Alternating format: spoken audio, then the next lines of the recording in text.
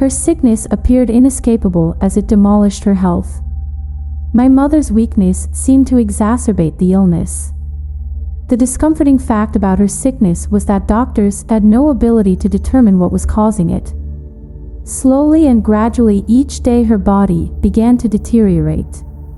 First her nails began to snap, then her hair began to fall in clumps, and now her skin was peeling uncontrollably. It was as if she were being slipped chemo pills. By this time our house no longer felt like a home, it was transforming into a hospital. First, she had one caretaker, then two, and now we have 5 in the house. 4 bags are strung about her room, and medical supplies are scattered around the house. My mother's bed has become the only place she spends her days. In fact, I haven't seen her leave bed in nearly a week. An inescapable sense of fear slowly invaded my family's emotions. My days were spent entirely thinking about my mother and attempting to research what her possible illness was. I usually spent much of my time on the internet researching things. I had a natural thirst for knowledge, and in this case I decided to research everything I could on the internet.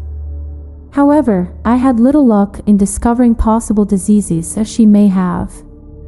I would have spent the entire night on the computer, but something drew my attention elsewhere. As I worked on the computer, my peripherals detected something outside. I shifted my gaze to the window and scanned the area in search of abnormalities. I swiftly recognized an obscure figure. Standing by a tree in the woods was a lanky, bony, dark figure. There was little light escaping the reaches of our home, but the minuscule amount that did just barely illuminated the area around this figure. Whatever it was, it stood motionless, just intently staring at our home. I felt rather unsafe and rolled open the window. "Hey!" I exclaimed. However, there was no response. The scrawny figure just remained static, looking directly at me. I felt quite uncomfortable. It was as if he had some agenda or plan, and was standing there just waiting for me to sleep so he may execute his plan then. Though it was a tough battle, I finally managed to discover rest that night. The next morning, I awoke in surprise after a terrifying dream. The rusted springs in my mattress violently creaked, and dust jumped from my covers as I shot up in bed. It was almost as if I had been suffocated by my covers.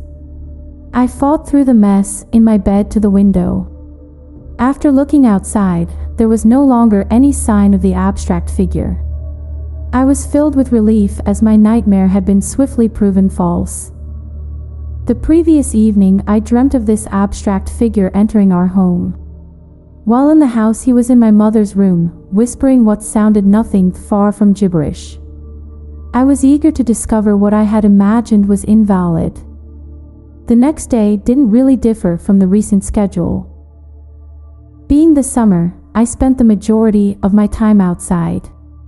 I ran through the woods, exploring and venturing my way through the tall oaks. Before I arrived back at home, I noticed a peculiar sight. On the ground lay several strands of hair.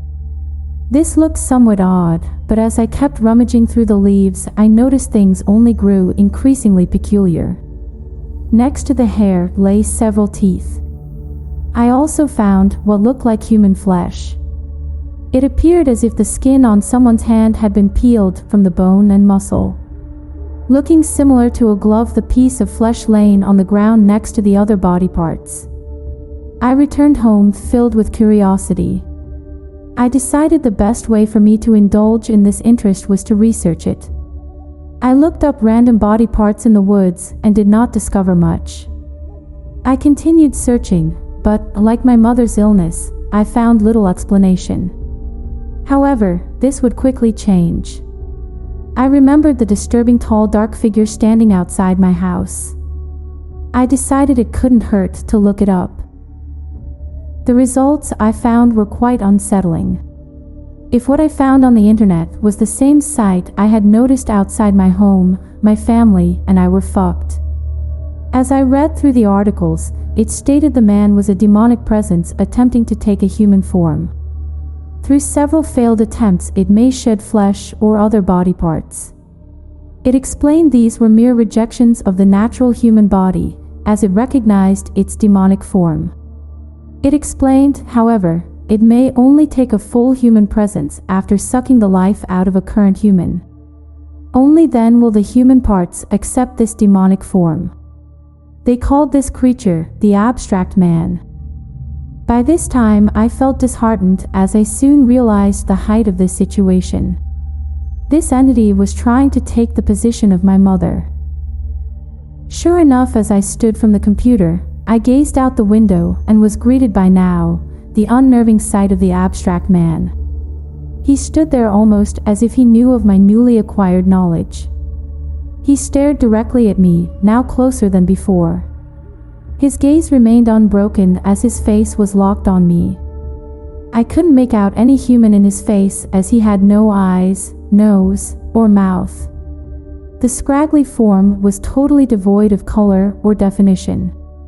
Now feeling disturbed, I remained in bed the entire night, worried for when the abstract man would strike. I got up every hour to continuously check on his presence. At 2 a.m., he was closer. At 3 a.m., he crept closer still. At 4 a.m., he was at an unnervingly close distance. At this time, I decided I should alert my parents. I woke them and told them of the man standing outside our home. My father gripped his shotgun and began walking outside. My mother laid in bed in deep slumber. As my father pounded the door open, we both were greeted with a surprising sight. Outside, our lawn remained empty of any presence or entity. I felt embarrassed. I thought maybe I was just seeing things. The following day, my father and mother left for the hospital. Unfortunately, her illness only grew worse. I reserved my beliefs on her sickness due to the fact that little would trust such a ridiculous premise. I sat on my computer attempting to search more on the abstract man and discovered more that filled me with an unsettling feeling. I discovered this figure tried to destroy any information on itself quickly after taking the form of its host. When my mother came home from the hospital, I was pleasantly surprised. She appeared to have fully recovered. She walked around the kitchen. Overcome with joy, I rushed to hug my mother. I thought after the disappearance of the abstract man, she would easily be able to return to a healthy state. As I returned to my room, I received a telephone call. When I picked up the phone, my heart sank. Eerily over the phone, I heard a familiar voice speak. Sounding rather weak, my mother spoke. "Son, I love you. No matter what happens, I love you." She sounded as if she was fighting for life. I tried to respond, but was unable to as I peered over my shoulder. Standing there, I saw whatever this thing was that now resembled my mother. When it opened its mouth, I heard a sound revoltingly unlike my mother.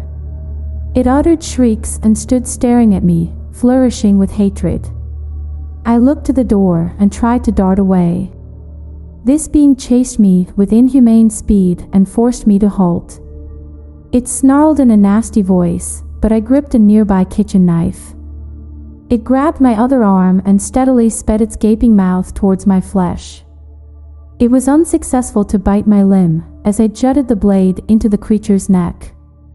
It fell to the ground, gurgling on its own blood. It shrieked and struggled on the ground. This disgusting conjunction of flesh changed its voice to my mother's. It screamed, "Help me, son, help." I looked back at the being, unable to be tricked by it. It pulled the knife from its throat and crawled away on all fours. I would have attempted to stop it, but it was much too quick for me. As it sped away, it made horrible croaking noises. It ran still in the form of my mother. That day, my mother died. I guess there was only enough room for one of her on the planet, and this creature now occupied that spot. The abstract man takes the forms of many, and still roams this world as my mother. I have no clue of his whereabouts, but, as I said, he will do whatever it takes to destroy information about him anywhere. As a caution to those who read this, would recommend you check outside your window every night. He knows you know, and he will at all costs track you down, to rid of knowledge of him. If you ever look out your window, and you see that tall standing dark figure, you must pack your bags, throw them in the car, and get the hell out of where you live. If you're lucky, you will have evaded him.